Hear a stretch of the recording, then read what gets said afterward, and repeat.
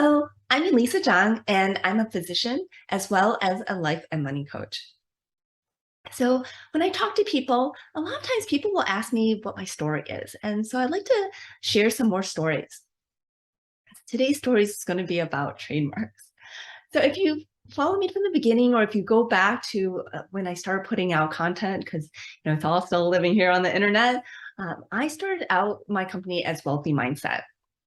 And of course, when I went to actually get the LLC for Wealthy Mindset, it was available in the state of Ohio where I'm at. But I didn't think about the fact that Wealthy Mindset is probably really popular, and there are definitely other companies that have the website Wealthy Mindset and different iterations of Wealthy Mindset as part of their business. I thought I could get the web address Wealthy Mindset, and when I got the URL, then I realized I had spelled it wrong, and that's why I was able to get the URL.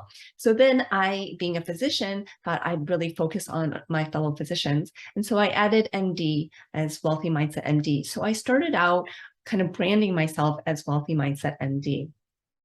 Well, that started in early 2021, late 2020. It was kind of evolving process, my putting together this life coaching business. And probably around fall of last year, I got approached by Wealthy Mindset MD being a infringement on someone else's trademark.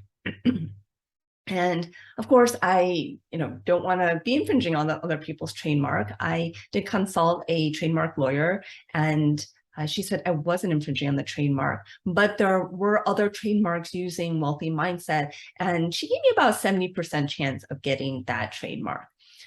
And 70%, well, it's a decent chance. It does take a really long time to get a trademark, especially with the pandemic. The patent office, the USPTO office, has really kind of slowed down on all that. So I didn't want to just put all my eggs into Wealthy Mindset MD, and decided to go ahead and really think about what other names I'd like to brand myself with. And after many iterations, I went with Grow Your Wealthy Mindset. I really wanted to keep that Wealthy Mindset, part of the name. And so if you look at my YouTube channel, it's actually called Wealthy Mindset. The specialized URL is Wealthy Mindset MD, but I started using the Grow Your Wealthy Mindset, which I was able, so I went and applied for the trademark for Grow Your Wealthy Mindset, which she gave me a 90% plus chance of getting that trademark, and I got that trademark. But I also was actually able to get the Wealthy Mindset MD trademark, which means that I wasn't infringing on the other person's trademark, because otherwise the patent office would not have granted me the trademark. So now I do hold both of these trademarks, and I'm trying to decide on how to go about using the two trademarks, right?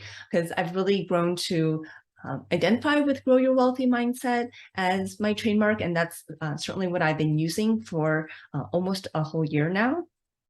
And I continue to plan on using it, but there's a part of me that started out as Wealthy Mindset MD, and because the YouTube channel is still Wealthy Mindset MD, caveat on that, I did actually try to see if I could change it to Grow Your Wealthy Mindset, and I wasn't able to. And I just technically, when I went to go change it, it kind of wasn't working. I tried a few times, so I've just left it be.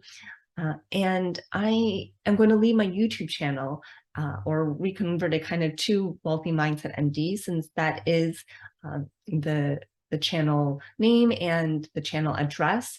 If you didn't know, you can actually come straight to my videos by going to youtube.com/h/Wealthy Mindset MD. So that's kind of my story with trademarks. So why does this apply to you at all? So if you have a business, or you're kind of branding yourself in some way, you may want to consider trademarking it earlier than you would otherwise. In my mind, oh, I'm just a small solo entrepreneur. It's not a big deal. I don't need to necessarily think too hard about trademarks now. And what I want to suggest is that you don't want to grow and really get attached to your name and then find out that you can't use it anymore.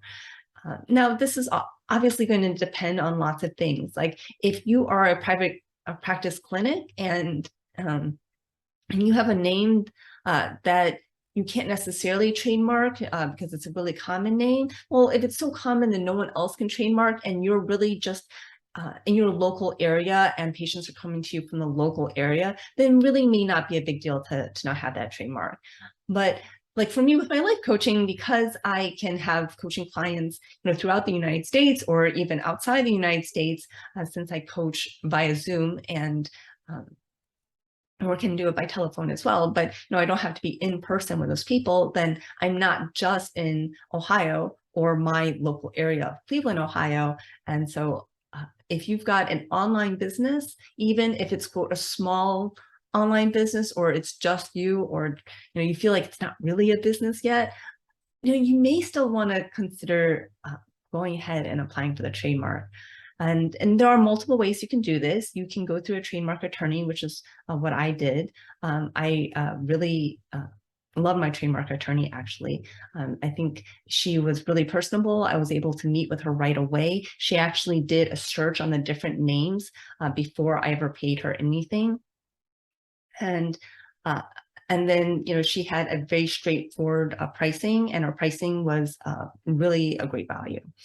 So her office is Dogwood Patent Attorney, and I can put more information in the, I want to say show notes from podcasting, but just in the link, and you can always reach out to me if you want her contact information.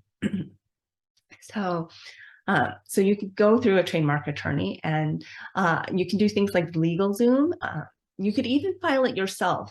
But remember, the response from the USPTO is really slow. And so if you don't have everything in right, and then it takes you months to find out and get back and go back and forth, I mean, that can really lose you time. And then maybe someone else, files something very similar and then gets it done before you, even though they started their filing after you, and then you lose that ability to get that trademark. So, sometimes it is worth spending a little bit of money to get things done right.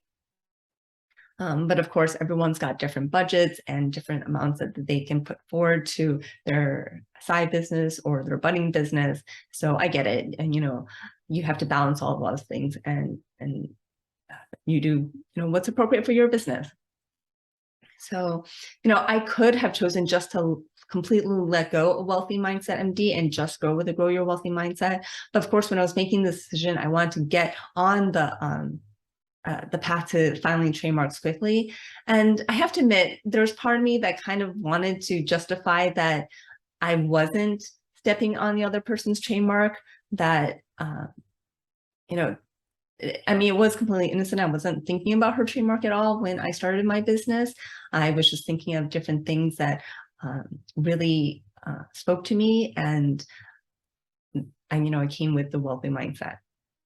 So that's more about me. That's more about my story, and I hope you'll get some information about trademarks if you are a budding entrepreneur, or you are. You have a business and you haven't trademarked your name, you may just want to consider doing so. Right. So, you can always contact me by emailing me at wealthymindsetcoaching.com or reaching out to me through my website, growyourwealthymindset.com. And actually, I also do have the URL of wealthymindsetmd.com. Thanks for watching.